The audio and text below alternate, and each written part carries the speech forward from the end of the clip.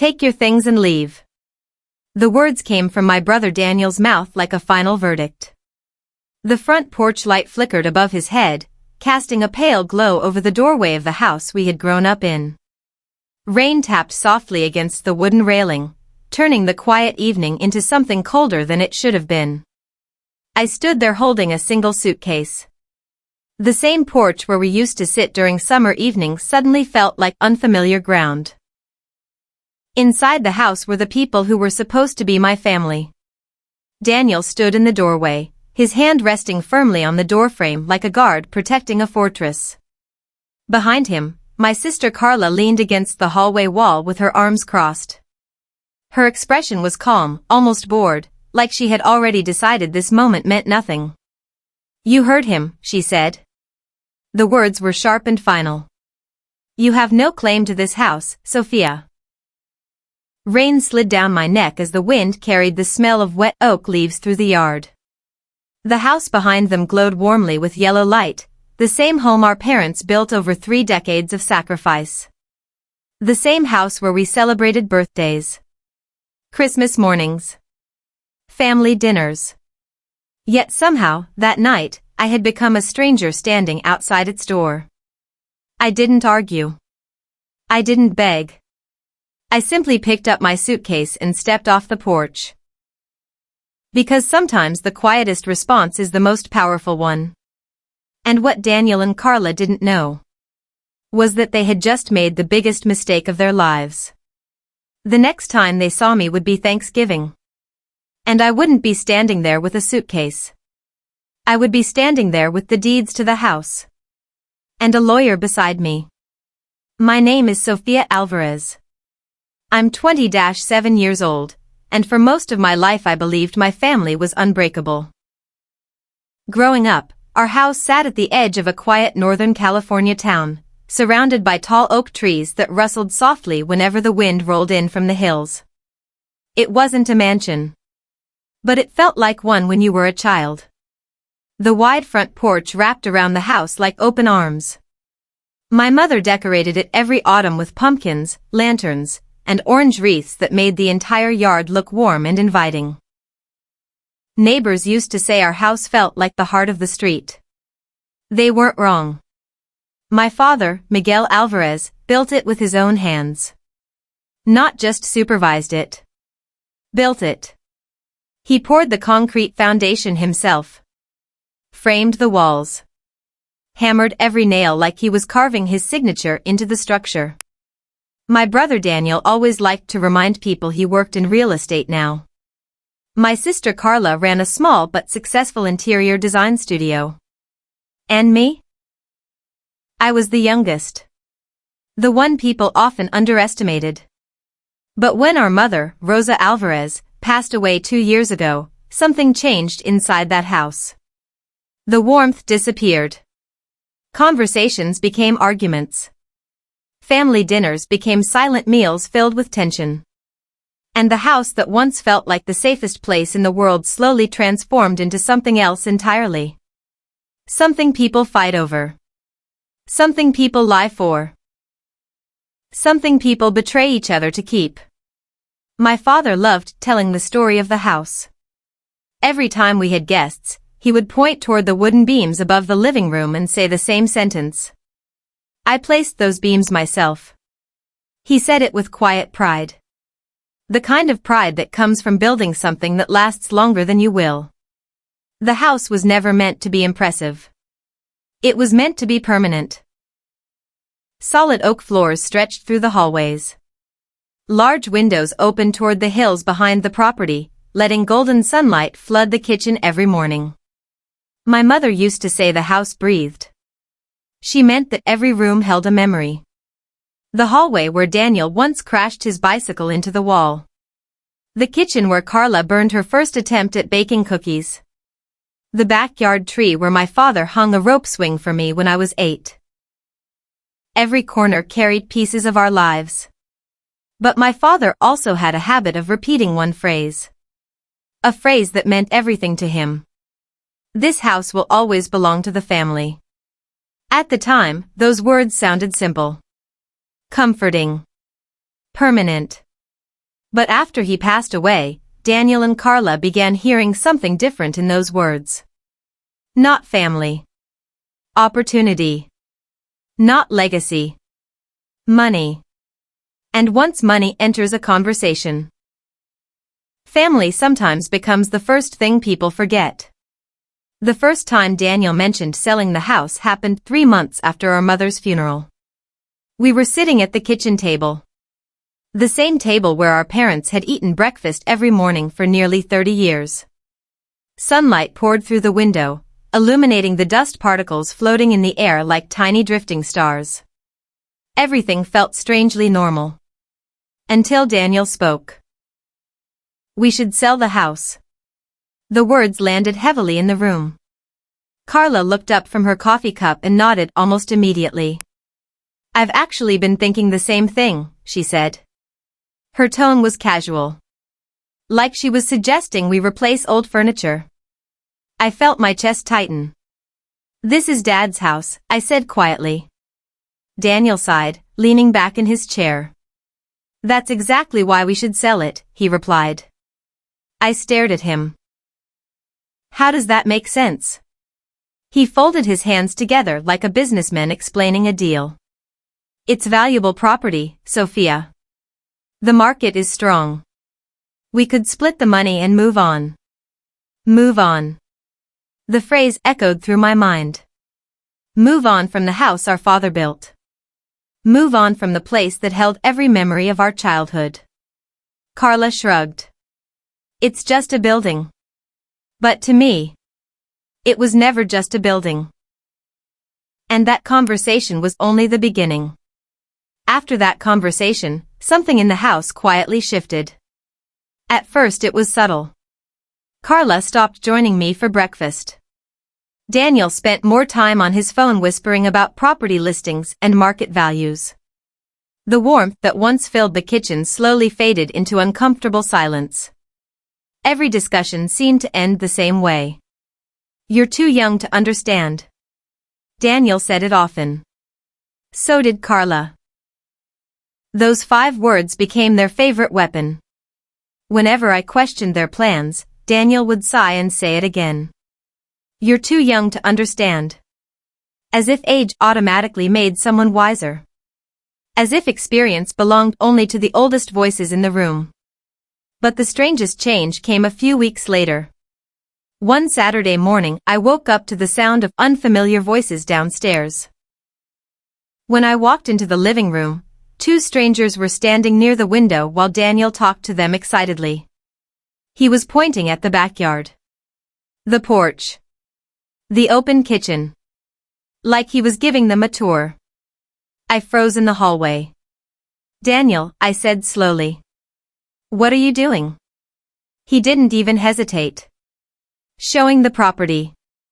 The strangers turned toward me politely. And that was the moment I realized something terrifying. They weren't just discussing the idea of selling the house anymore. They were already preparing to do it. The stack of papers arrived on a quiet Tuesday evening. I remember the sound of the front door opening and Daniel's voice echoing through the hallway. Sophia, we need to talk. He was standing in the living room holding a thick manila folder under his arm. Carla sat on the couch with her laptop, barely glancing up when I walked in. Something about the room felt rehearsed. Daniel placed the folder on the coffee table and slid several pages toward me. You should read these, he said. The papers were filled with legal language, property descriptions, and signatures. My eyes moved slowly over the lines, trying to understand what I was looking at. This is Dad's will, Daniel explained casually. My heart tightened. What about it? He leaned back in his chair. It gives me authority to manage the property. Carla closed her laptop and crossed her legs. In simple terms, she added, Daniel and I now control the house. The words felt unreal. I looked down again at the signatures at the bottom of the page.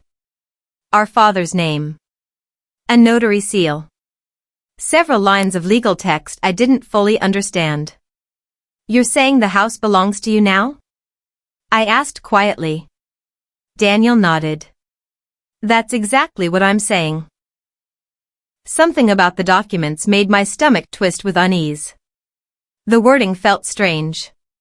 The dates looked unfamiliar. But at that moment, I didn't know enough about legal documents to challenge them. And Daniel knew it. After that night, the house no longer felt like home. It felt like territory. And Daniel and Carla had already decided whose side they were on. Small things began to change first. Carla rearranged the living room furniture without asking me. Daniel replaced the locks on the backyard gate. Even the dinner table felt different. They spoke about plans in front of me as if I were just visiting. Once the house sells, we'll each have a solid payout, Daniel said one evening while scrolling through real estate listings. Carla nodded thoughtfully. We could both upgrade. I've been wanting a studio space downtown. I sat quietly at the end of the table. You're talking like the decision is already made, I said. Daniel barely looked up. It is. The bluntness of his answer hit harder than I expected. You can't just decide that, I replied. Carla sighed impatiently. Sophia, please. Then came the sentence they had begun repeating more often.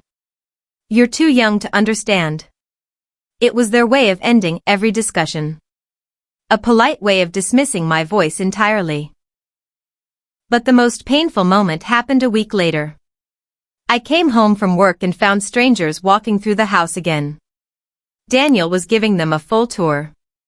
This property has incredible resale potential, he told them confidently.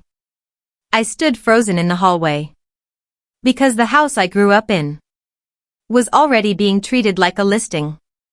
The argument that changed everything happened on a cold Thursday night. Rain hammered against the windows while the wind rattled the old oak tree outside. I walked into the kitchen and saw Daniel and Carla sitting at the table with a laptop open between them. Property photos filled the screen. Our house is already online? I asked, stunned. Daniel didn't look guilty. He looked annoyed. You weren't supposed to see that yet. My heart began pounding. You listed the house? Carla rubbed her temples. Sophia, we've been over this. No, I said, my voice rising. You've been talking. I've been telling you this is wrong. Daniel shut the laptop with a sharp snap. You don't get a vote. Silence fell over the room. I stared at him. What do you mean I don't get a vote? His expression hardened. You don't own anything here. The sentence hit like a physical blow. Carla didn't even argue. She simply nodded. The kitchen clock ticked loudly on the wall as the realization slowly settled over me. To them, I wasn't family anymore. I was an obstacle. And obstacles get removed. The rain had already started when Daniel handed me the papers. You should read them again, he said flatly. The same documents he showed me weeks earlier were now spread across the dining table. This proves everything, Carla added. I skimmed the pages again, but the legal language still felt confusing and heavy. At the bottom of the page was the same conclusion. Ownership transferred. Authority granted. House controlled by Daniel. My chest felt hollow. So that's it? I asked quietly. Daniel stood up. That's it. Carla folded her arms. You need to accept reality. I looked around the room slowly. The wooden floor our father installed. The kitchen island our mother loved. The window where we watched summer storms as children. Every memory suddenly felt fragile. Daniel walked to the hallway and grabbed my suitcase. He placed it beside the front door. You should go. No shouting. No hesitation. Just a decision already made. And moments later, I was standing outside on the porch while rain soaked through my jacket. The door closed. The lock clicked. And just like that, my family had pushed me out of my own home. For the first few weeks after I left, I tried not to think about the house. I stayed with a friend across town and focused on work, telling myself it was easier to move on than to fight. But the papers Daniel showed me refused to leave my mind. Something about them felt wrong. Late at night, I would replay that moment in the living room. The signatures. The strange phrasing. The dates. I remembered the way Daniel avoided certain questions. The way Carla rushed through explanations. The more I thought about it, the less it made sense. My father had always been meticulous with paperwork. He kept everything organized in labeled folders. Wills. Insurance. Property records. He used to say something constantly. Always read the fine print. But I hadn't read the fine print. I had simply believed what Daniel told me. One night, sitting alone at the small desk in my friend's guest room, I opened my laptop and stared at the scanned copy of the documents again. That was when I made a decision. If something felt wrong, I needed someone who understood the law to look at it. Someone who could tell me whether the papers Daniel showed me were legitimate. The next morning I searched for a property attorney. And within a week, I would meet the man who changed everything. The office of attorney Marcus Red sat on the third floor of a quiet brick building downtown.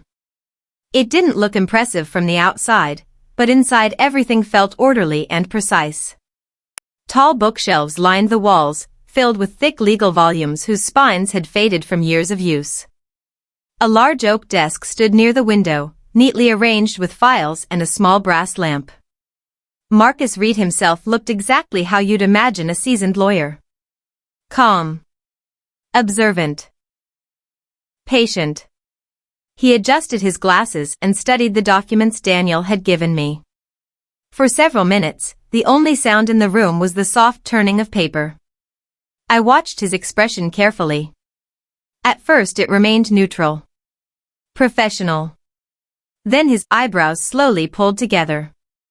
That's interesting, he murmured. My heart skipped. What is? He flipped to the final page and examined the signature again. Where did you get these documents? He asked. My brother gave them to me, I replied. Marcus leaned back in his chair. These papers claim to transfer authority over the house to your brother. Yes.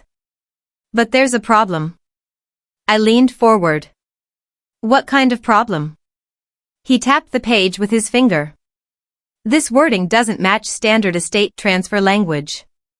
My pulse quickened. And the notary stamp. He paused. Looks inconsistent with the county records. For the first time since leaving my family home, I felt something other than sadness. Hope. 2 days later Marcus called me back into his office. This time a thick folder sat on the desk when I arrived. I requested a certified copy of your father's will from the county archives, he said. He slid the document toward me. The paper looked older, official, sealed with a government stamp. This is the real will, Marcus explained. My hands trembled slightly as I opened it. The words felt clearer than the documents Daniel had shown me. More precise. More structured. Marcus watched my reaction carefully. Notice anything different? He asked. I read through the first few paragraphs. Then something caught my eye. A section titled Property Trust Agreement. I looked up. My brother said the house was transferred to him. Marcus smiled slightly. That's not what this says. My heart began beating faster. What does it say? He pointed to a specific paragraph. Your father didn't give the house to any individual. He placed it into a trust. The room suddenly felt very quiet. A trust? I asked. Marcus nodded. Yes. Then he turned the page. And there's one more detail you should see. Marcus rotated the document toward me so I could read the final section.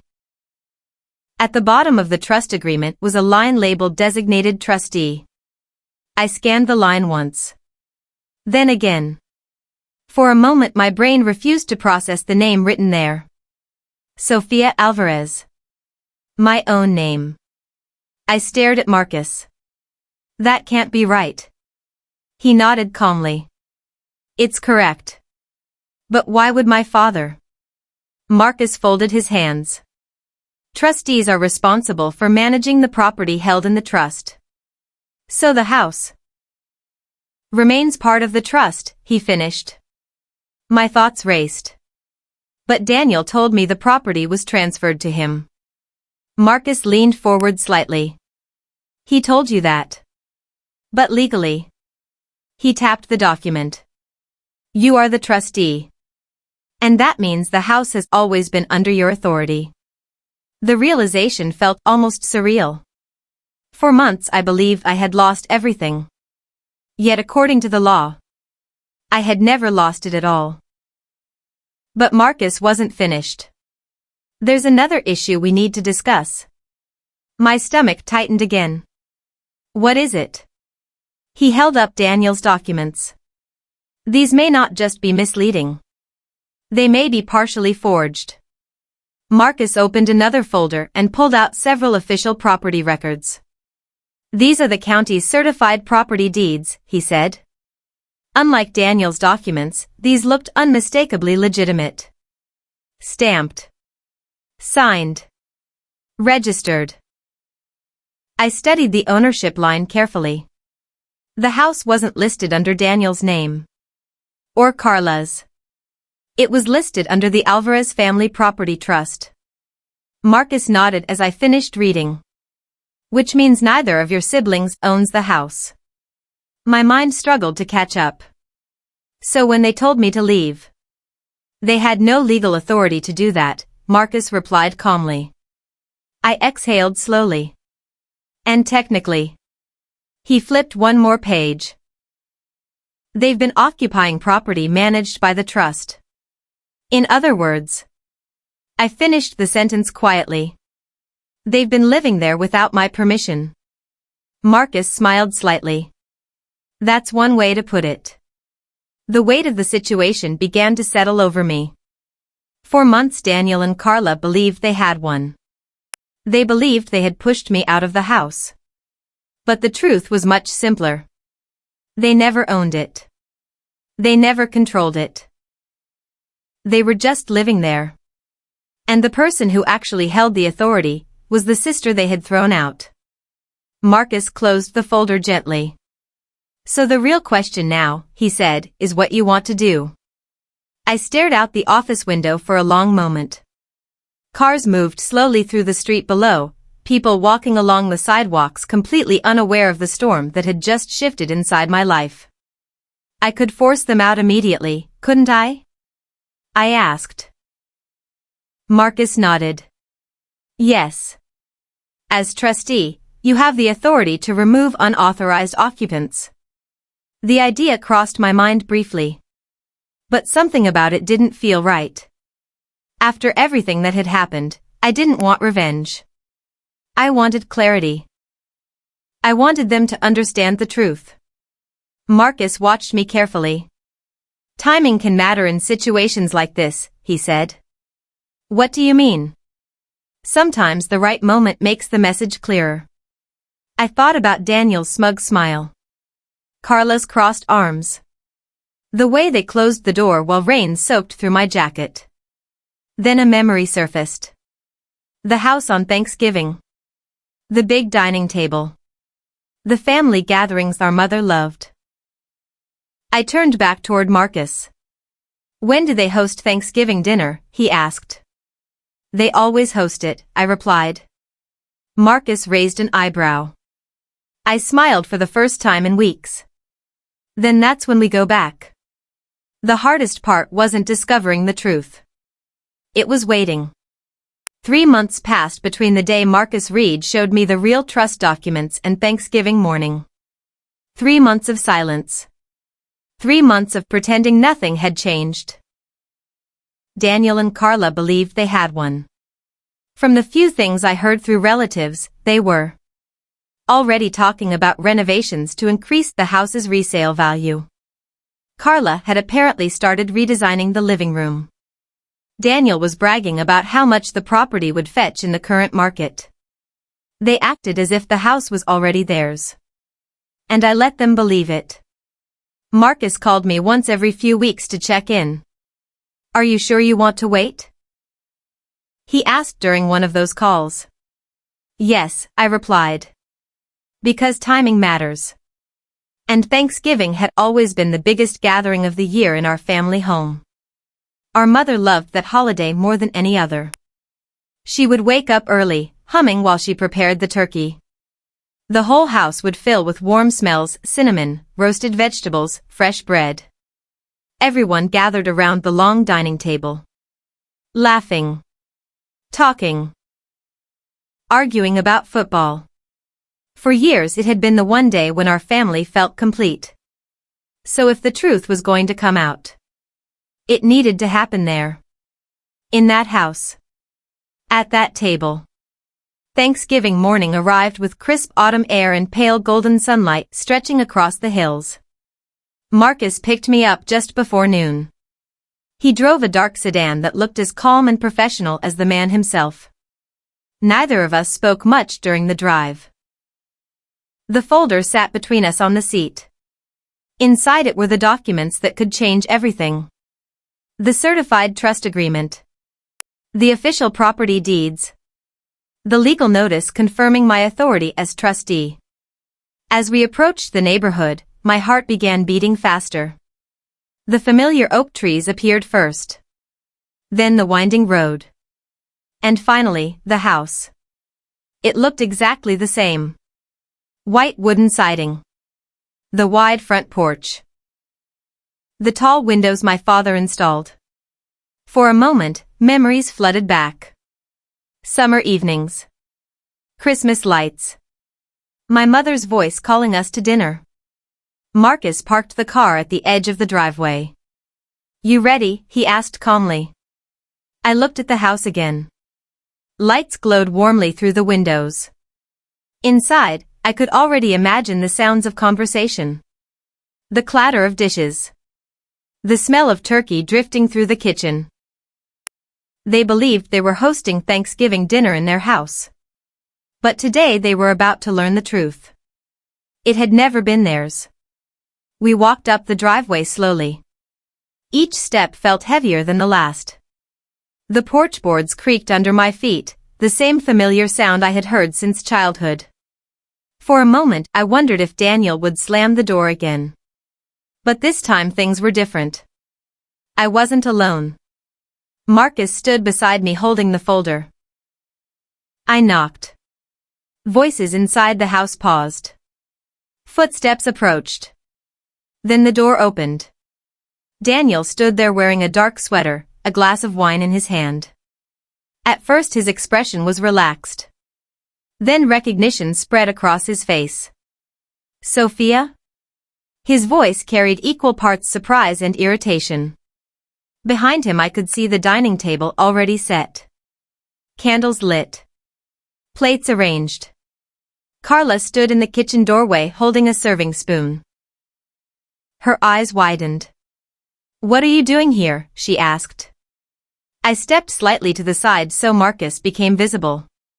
Daniel noticed him immediately. His smile disappeared. "And who is this?" he asked slowly. Marcus extended his hand politely. "Marcus Reed. Attorney." The word hung in the air like thunder before a storm. Daniel's grip tightened on the wine glass. "What's this about?" he demanded. I met his eyes calmly. "We need to talk." The living room fell silent as we stepped inside. Several relatives were already seated at the dining table. Conversation stopped mid-sentence when they noticed the tension in the room. Daniel closed the front door slowly. "I hope this is quick," he said coldly. Marcus didn't respond. Instead, he opened the folder. The sound of paper sliding across the coffee table seemed louder than it should have been. These, Marcus said calmly, are certified documents from the county records office. Daniel frowned. Carla stepped closer. What documents? Marcus placed 3 papers side by side. The trust agreement. The property deeds. The legal certification.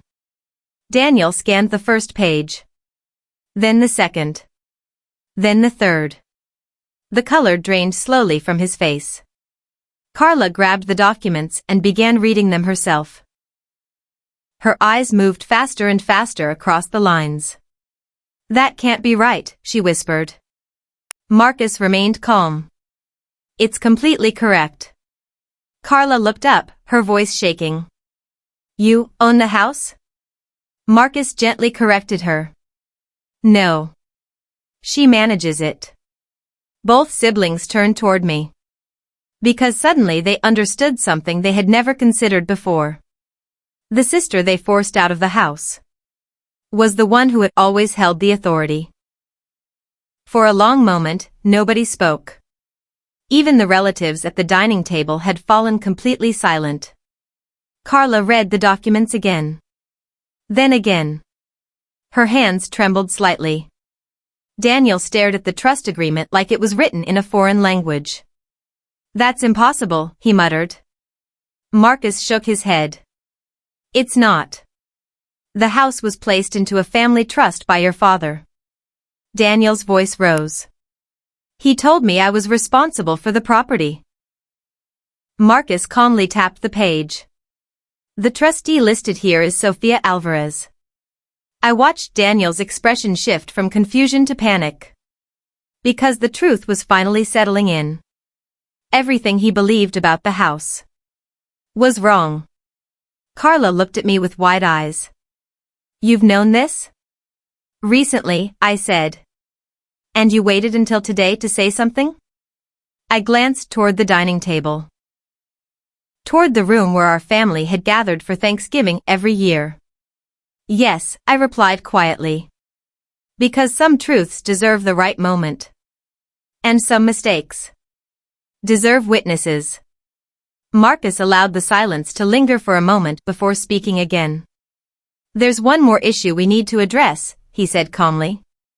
Daniel looked up sharply. What issue? Marcus lifted the original documents Daniel had shown me months earlier. These papers, he said, holding them carefully between 2 fingers, are not entirely authentic. Carla's eyes widened. What are you talking about? Marcus placed the papers on the table beside the real trust documents. The signatures appear copied from other legal filings, he explained. The formatting doesn't match the county's legal templates. And the notary seal is inconsistent with official records. Daniel's face turned pale. You're accusing me of forging documents, he snapped. Marcus didn't raise his voice. I'm stating what the evidence suggests. The relatives around the table shifted uncomfortably. Carla looked from Marcus to Daniel, confusion spreading across her face. Daniel, tell me he's wrong. But Daniel didn't answer. His silence said more than words ever could. Marcus folded his hands. In legal terms, presenting falsified property documents can carry serious consequences. The word consequences hung heavily in the air. For the first time since I walked through the door, Daniel looked uncertain. Not confident. Not arrogant. Just nervous. Because the situation he thought he controlled had suddenly slipped out of his hands. Everything changed in the next few minutes. Daniel's confidence cracked like thin glass. Okay, he said quickly, raising his hand slightly. Let's calm down. Carla looked at him in disbelief. Calm down, she repeated. You told me the house was legally ours. Daniel rubbed the back of his neck. I thought it was. Marcus raised an eyebrow. You thought? Daniel's voice grew defensive. The documents came from Dad's files. Marcus shook his head slowly. That's not how legal transfers work. Carla's composure collapsed. Tears welled in her eyes. So what happens now? She asked. Marcus answered calmly. The property remains under the Alvarez family trust. And the trustee is Sophia. The reality settled over the room like fog. Daniel turned toward me. Sophia, we can work this out. The same brother who once slammed the door in my face now sounded desperate. We're still family, he added quickly. I didn't respond immediately. Because for months, family had been the last thing they treated me like. Instead of answering Daniel, I quietly stood up. I need a moment, I said. No one stopped me. I walked slowly through the house. Past the living room where my father used to watch baseball games. Past the hallway where our childhood photos still hung on the wall. Past the kitchen where my mother once baked bread every Sunday morning. Everything looked the same. But it felt different now. Not hostile. Not stolen. Just quiet. The house creaked softly beneath my steps, like it recognized me again. I walked into the backyard and stood beneath the old oak tree. The rope swing my father built for me was still there. It swayed gently in the breeze. Memories flooded back. Summer evenings. Laughter. The sound of my father's voice telling stories while we sat on the porch. For months I believed those memories were gone forever. But they weren't. They had simply been waiting. Waiting for the truth to catch up with the lies. After a few minutes, I took a deep breath and walked back inside. Everyone in the living room turned toward me. Waiting. Daniel and Carla were sitting side by side on the couch. They looked smaller somehow. Less certain. The folder of legal documents rested on the coffee table between us. Marcus stood quietly near the window. What happens now? Carla asked softly. Her voice sounded fragile. I looked around the room slowly. At the fireplace. At the dining table. At the walls filled with memories. I'm not here to punish you, I said. Daniel exhaled with relief. But, I continued, I'm not leaving again. The room fell silent. This house belongs to the Alvarez family trust, I said calmly. And I'm responsible for protecting it. Carla wiped her eyes. So, what does that mean? It means the house isn't being sold. Daniel opened his mouth to argue. But then he stopped. Because for the first time, he knew the decision wasn't his to make. Thanksgiving dinner that year was unusually quiet. The turkey still sat in the center of the table. The candles still flickered. But the atmosphere had changed. Not tense. Just thoughtful. Daniel barely spoke. Carla focused on serving food. Our relatives avoided asking questions. Yet something strange happened as the evening went on. The house slowly began to feel familiar again. Not because the past had been erased. But because the truth had finally taken its place. Later that night, after everyone had left, I stood alone on the front porch. The same porch where Daniel once told me to leave. The same porch where rain soaked through my jacket while the door closed behind me. But this time the door stood open. Warm light spilled into the yard. And inside that house, I was no longer a guest. I was home.